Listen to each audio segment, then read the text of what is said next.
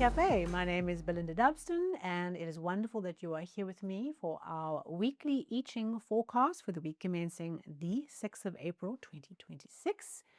Wonderful that you are connecting and working with the I Ching, and I'm very happy that you are here with me. We are doing this together. If you have not yet done so, go and check out the monthly forecast for April. Go and check out the energy we are working with in the month. Very interesting stuff. Lots of things happening. Lots of wonderful, powerful energy helping us to expand. So go and check that out. Last week, we had Hexagram 63 after completion, the finishing of the finishing, something coming to an end, guiding your ship and your team into that last little bit of the river, heading for the direction, right? Not coming to a stop or changing direction, but really bringing things to a close, finishing what's already finishing, and working with Hexagram 55, abundance. So what was the harvest, the abundance, the bounty that came to you in this week just gone past? And where was the finishing taking place? Did you finish well? Did you focus on just holding your course and bringing a cycle to a close? Potentially a small thing for you, or potentially a large, big cycle of life coming to a close, reaching some kind of closure and end point and creating space for the new. All right, and where did that bring abundance into your life? Very interesting. We're wonderful to hear your experiences of working with those two hexagrams and the changing lines this past week. So do share a comment. Right, this week's forecast. What are we doing here? Where is our attention and our focus going? Which we ask the I Ching every week, every month. What is the most important thing we should be focusing on this week? Our first hexagram that we have is hexagram 7, the army. I just grimace a little bit because of the context of war that often comes up with this hexagram. But we can't avoid it. We have to talk about what it means to undertake something significant with this hexagram. It's the army. It's the mobilizing of masses and masses of people, resources, soldiers, ammunition, all the things that go into the battle that the army has to face.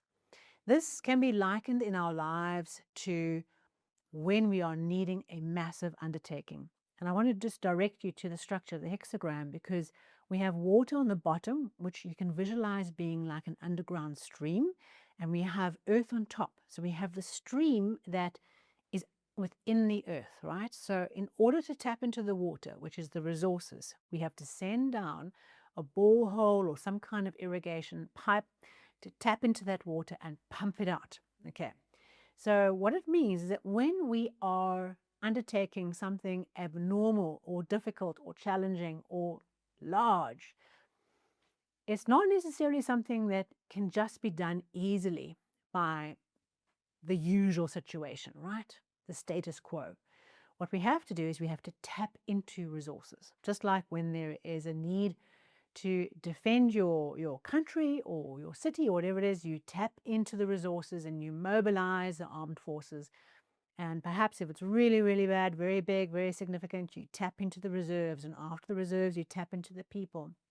And so you tap into your community and your ecosystem and you mobilize them and you draw that energy out and you bring that out to the surface. Okay, you pump the water out. It gets used to tackle this big thing, this big significant event or process that you're going through. And then when that's done, you can unravel and reallocate, right? Put all those resources back. Everyone goes back to where they were. You know, one moment you are a carpenter and the next minute you're, on a horse in a battle. And then once the war is done, you go back to being a carpenter. You return back to your normal life. It's this kind of idea where we are all this week somehow becoming aware or thinking about or planning something really important that needs to take place, right? Some real important battle. And the battle can also be positive. It can be expanding your business or your team. It can be doing something amazing with your family or planning an overseas holiday, whatever it might be. It's this undertaking of something that's out of the norm, okay? That's not usual business. And now, in order to do that, we need to bring resources. When we mobilize a large volume of people and entities, all right, and resources of all kinds, we need to have a plan. More than that, we need to have a strategy. So I'm reading, or rather rereading, The Art of War at the moment, and thinking about one of the lines in the book talks about you can't just have a plan. You know, a plan is something that stable operational procedure helps you manage. You have a plan. That's what we're going to do. This is how we're going to manage resources. Okay, a plan is for a stable, known environment. When you have an unstable environment, like a battle, right, like something unusual in your life, you need a strategy. You need a way, a set of guiding principles that help you understand as you are going through. You both know where you're going. Okay, you do have a plan, but you also have a strategy of how you're going to bring that plan to fruition. How are you going to go from where you are to where you want to get to? And you also need to be exceptionally good at communicating that plan quickly and clearly to the right people at the right time. You need to have your soldiers, your commanders, your people in the right place, all right? The right people in the right place. The flow goes down, the messaging goes down, everyone knows what to do, everyone mobilizes. You've been practicing for this drill forever. Now is your time, all right, to put it into practice. So we think about our lives and we think about undertaking something significant. Okay, we need to think about tapping into the resources that are available to us, which can also be your work network, your personal network. If there's something that you're wanting to do, you need to tap into that network. It's also about having a very clear strategy and plan out of what you're trying to do, and then communicate that very well and communicate changes very well throughout your hierarchy. So something is important. Something needs communication, and more importantly, something needs leadership from you. And this is the week where we're going to see it, we're going to activate it, we're going to fulfill it. Maybe one of those three, maybe all of those three. But we're going to be asked to get very organized, to mobilize, and to get going. In a way, it's the monthly energy of 42 increase now applied in a very structured way here through the army. All right, discipline, communication, clarity, a plan, being organized. Everyone knows what they're supposed to do. This is what you're needing to tap into and focus on this week. Two changing lines in the third and the sixth position. In the third position, the changing line refers to an ancient story which can be translated into on your cart or on your vehicle that's moving through the situation. You have a whole lot of people who are in a senior position or who are potentially wanting to lead your situation who shouldn't be leading your situation. So you have a whole lot of people who are maybe warriors in your army, and they're on the back of this wagon traversing across the battlefield, and they are wanting to take charge. Okay, you should be in charge. So there's something around tuning into where things are not in their rightful place from an authority and a leadership position. You know what you can often find, like in a team environment, where the general work of the team has become more powerful than the leader.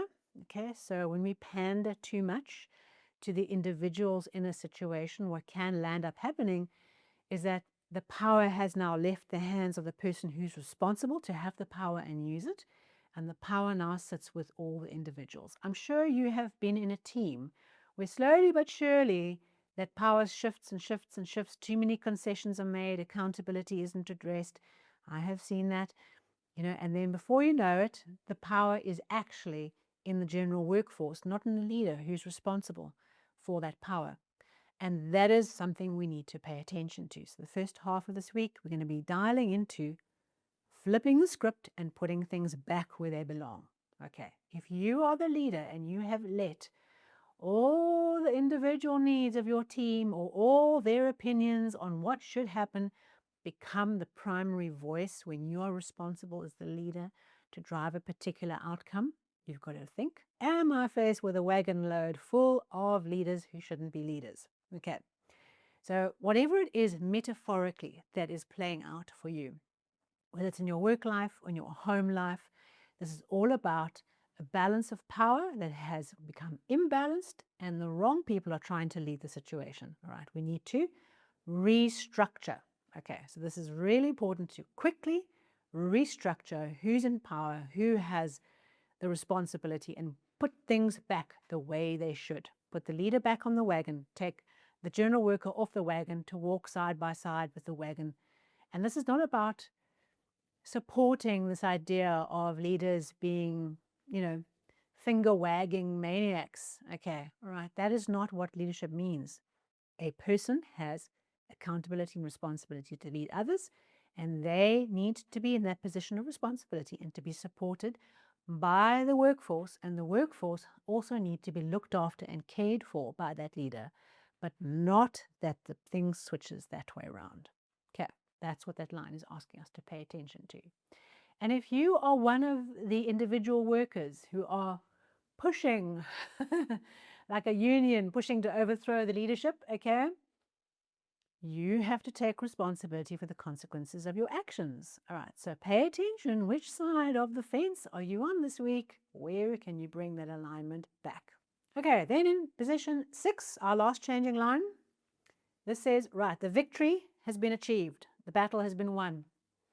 Now that the battle is over, we are dividing up the spoils. Okay, we are rewarding people who've done exceptionally well. We're dividing up what needs to go where. We are celebrating. We are thinking about those packages, those remunerations, those bonuses.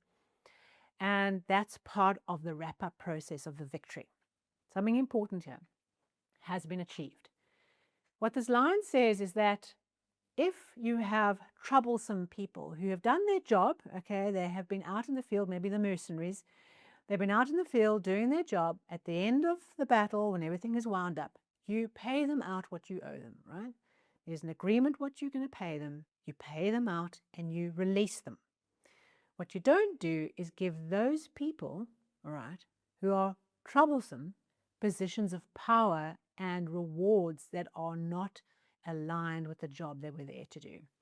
So this is all about, as you think about who gets rewarded or who gets kind of recognized in this process, this victory that has been achieved, understand where you are handing out things to people who shouldn't get those things. And in particular, where you have people who are not the leaders you want of the future, and yet you are still giving them power and position and influence, that on the next round, when we have to go into battle again, you have an absolute disaster. This is all about the wrong people being recognized and being given power. Okay. And we think about that in our work lives. Maybe it's harder to see it in our family or home lives, but maybe there's a way of thinking about it as we celebrate the victory. Let's be conscious that as we're handing out things, we don't willy-nilly hand out things like power, like shareholding, okay, to someone who's arrived to do a job that you agreed and they've done the job you agreed. You pay them what you agreed. You don't pay them in shares and rewards and power and decision making. Just don't overcompensate. Okay, just be clear on what you're doing. So I'm quite curious to see how you experience that this week, because it's a very, very clear thing around when we wrap up the battle or the war, all this big undertaking, and everyone's now going back to their lives. How do you reward the carpenter? How do you reward the mercenary? How do you divvy up, okay, what is due to everybody in a way that's fair and that supports you, that on the next round you have the right people in the right place. Okay, you make the system work better because you recognize where those leaders are, you recognize where the performers are, what worked well, and you plan for that and bring those back into your system for the next round. Okay. All right, very interesting. Let's see how that works out. All right, our second hexagram for this week that ties into that theme is hexagram 18, work on what has been spoiled. This is the weeding the garden hexagram, I'm sure you remember. Something has gone amiss. We have not paid attention to a particular area of our life, our business, our home. And now that that other thing has gone, maybe the battle is over and we've got, whew, there was a big undertaking and now that's over. Now we have to deal with this garden that's full of weeds. And there's only one way to do that. hard labor. Start at one end and keep going until you've removed all the weeds. You've sorted out all the paperwork. You've got everything organized. The filing is all done. Whatever this is, every one of us has an area of our life that's in chaos. A love relationship, a work situation, our tax returns. What is it for you that is your area of chaos? Okay, because this week we'll be confronted with it. Now that the battle's over, there's something about this energy that's moved off, and we need to be ready because in this week we are also tackling the chaos. Perhaps the army and the mobilization of people has brought our awareness to where we're needing to sort out the chaos, because sometimes it's only when you're on the battlefield you realize our systems of communication are in chaos, or our customer management system is not as efficient as we thought, or we can't actually know where our stock is because our system doesn't count stock. Like, there's a whole many things we can see into this in our lives, where we suddenly realize what we thought was organized is really not organized, and there's chaos and we are responsible, and the only way to get around it is to work through it and pull those weeds out. Sweat in the sun, do what needs to get done, put in the work, sort it out, get rid of chaos and corruption.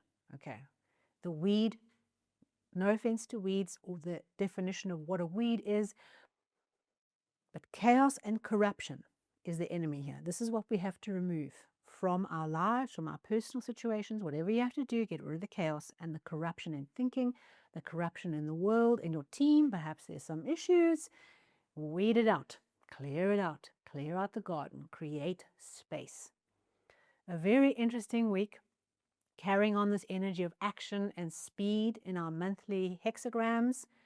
And I thank you for being here with me. I wish you all the best in weeding the garden and leading your army wherever you're needing to go next.